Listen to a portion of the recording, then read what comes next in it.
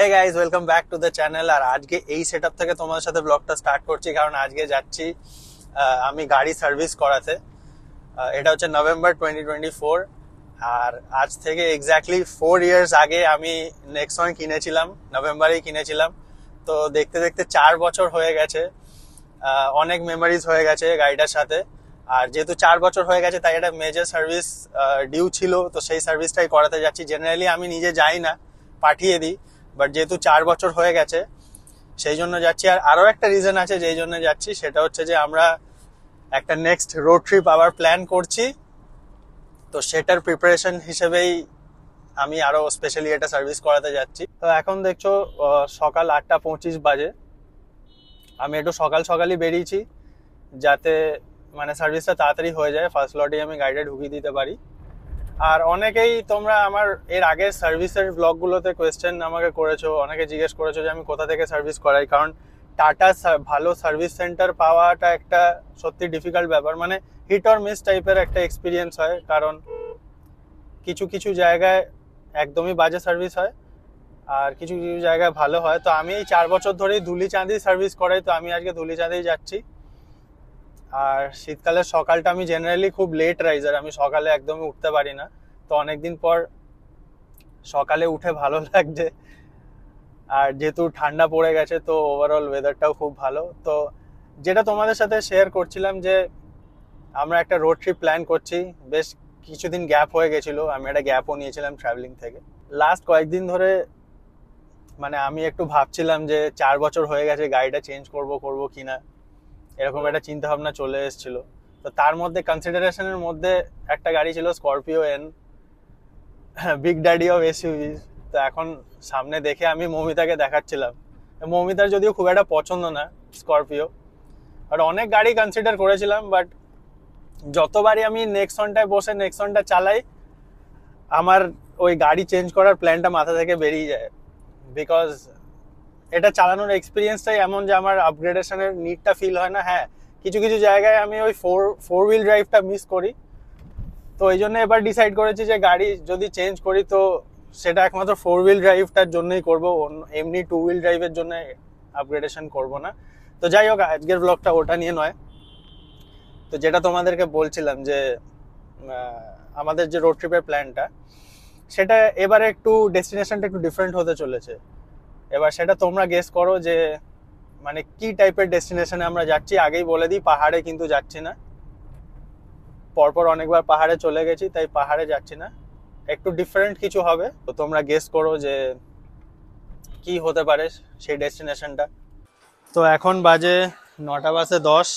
আমি সার্ভিস সেন্টারে পৌঁছে গেছি। এইটাই সার্ভিস সেন্টার বেসিক্যালি। তো যেটা ইম্পর্টেন্ট কথা সেটা হচ্ছে, এদের এখানে কিন্তু ভেতরে ব্লগিং অ্যালাউড না। আমি জানি না অন্য টাটার সার্ভিস সেন্টারে এটাই নিয়ম কিনা, বাট আমি এখানে যতবার এসেছি কোনো সময় এখানে অ্যালাউ করে না। তাই যা হবে এটা সেটা হয়ে যাওয়ার পরেই তোমার সাথে আমি শেয়ার করতে পারবো যে সার্ভিসিংয়ে কি কাজ হলো না হলো। ভেতরে তো কিছু করতে পারবো না, বাট যেরকম বললাম যে 4 বছরের সার্ভিস বলে একটু মানে ভালো করে সার্ভিস করাবো। তো তোমাদের সব আপডেট আমি দিয়ে দেবো এরপরে, যে কি কাজ হলো না হলো আর কি করানো উচিত আর উচিত না, সেগুলো সব তোমাদের সাথে ডিটেলসে শেয়ার করবো। তো এখন 9টা বাজে, এখনও খোলেনি, তো ওয়েট করছি। অ্যাকচুয়ালি আমার সার্ভিস ম্যানেজার যে চেনা আছে, ও এখনও আসেনি। তো এলে সার্ভিসের কাজ স্টার্ট করবো, দেখি কতক্ষণ লাগে কি হয়। সব আপডেট সার্ভিস হয়ে যাওয়ার পর তোমার সাথে শেয়ার করছি। তো এটা হচ্ছে কাস্টমার লাউঞ্জ। আমরা কাস্টমার লাউঞ্জে বসে আছি। মৌমিতা এখানে পাফা তুলে বসে পড়েছে অনেক সকাল। ওই দিকটা হচ্ছে সার্ভিস বে। তো কাস্টমার লাউঞ্জে এখন একটু বসে আছি, রিল্যাক্স করছি। বেশি সকালে ওটা হয়ে গেছে। সার্ভিস অ্যাডভাইজার চলে এলে যত তাড়াতাড়ি সম্ভব সার্ভিসটা স্টার্ট করে দেবো, কারণ সার্ভিস সেন্টারে বেশিক্ষণ বসে থাকতে আমার খুব বিরক্ত লাগে।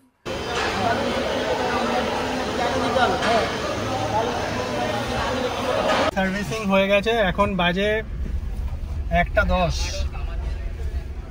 মোটামুটি 9:30 গাড়ি ঢুকিয়েছিলাম, তো এরকম টাইম লেগেছে। নর্মালি এরকম টাইম লেগে যায়, বাট কাজ ভালো করে দিয়েছে। আর এখানে রাস্তাটা তোমাদেরকে একটু দেখিয়ে দিই। এখানে কিন্তু মোটামুটি গাড়ির অফ রোড টেস্ট এখানটা তোমরা করে নিতে পারবে। রাস্তাটা সামনে যদি দেখতে পারো, একটু সামনে থেকে দেখো, এখানে রাস্তা কিন্তু খুব খারাপ। তো যাই হোক, সমস্ত সার্ভিসিং এ এসেছে। হ্যাঁ, সব এগুলো সার্ভিসিং এ এসছে।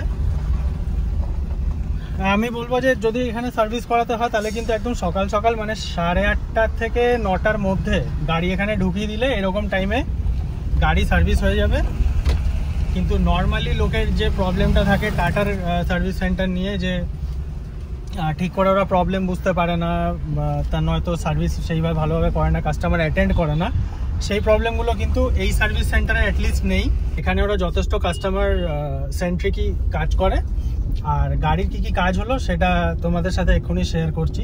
আর বিলটা আমি একদম ব্লগের এন্ডে তোমাদের সাথে শেয়ার করব যে কত বিল এসছে না এসছে।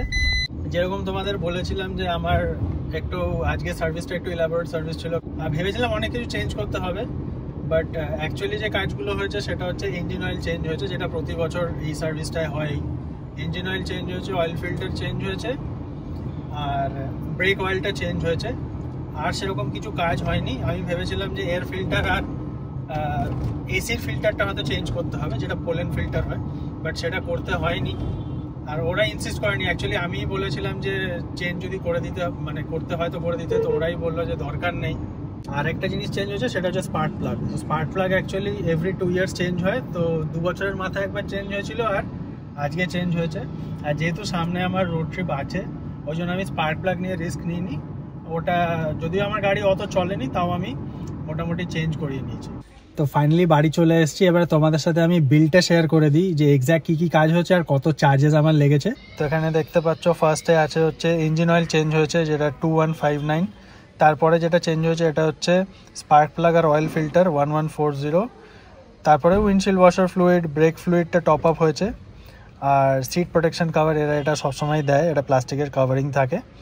আর এখানে একটা এই যে রাস্ট অফ যেটা দিয়েছে এটা হচ্ছে ওই ব্রেক ডিস্ক, যেহেতু আমার ব্রেক অয়েল ফয়েল চেঞ্জ হয়েছে ওই ডিস্কের ওখানটাতে ওই অ্যান্টি রাস্ট স্প্রে করেছে, সেটার এই চার্জেসটা 420। আর এখানে দেখতে পাচ্ছ কুলেন্ট প্রিমিক্স, মানে কুলেন্টটা টপ আপ হয়েছে, ওটা 212 টাকা। আর যেটা ওদের লেবার চার্জ এই মেজর সার্ভিসের সেটা হচ্ছে 2289। তো আমার টোটাল বিল এসছে 6468। আমার টোটাল বিল এসছে 6468। এটা তো গেল সার্ভিসের।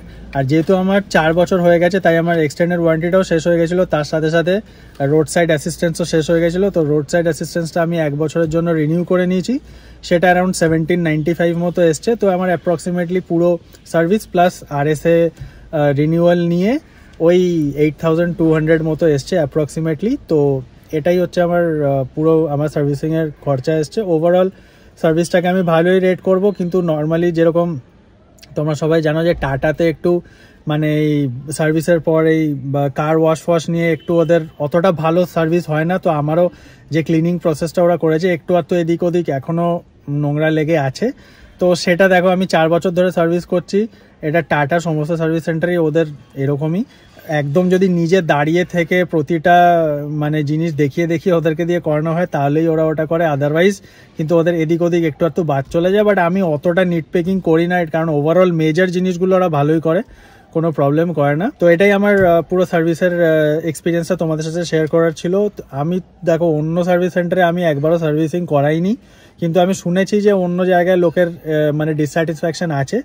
আমি 4 বছর ধরে এখানে সার্ভিস করাচ্ছি ধুলিচাঁদে, তো আমি বলতে পারি যে মানে আমি অ্যাটলিস্ট তোমাদেরকে এটা রেকমেন্ড করতে পারি যে একবার ট্রাই করে দেখতে পারো। আমার মনে হয় অন্য সার্ভিস সেন্টারগুলোর থেকে এটা বেটার। তো যাই হোক, আজকের ভিডিওটা এটুকুই ছিল। I'll see you guys in the next video.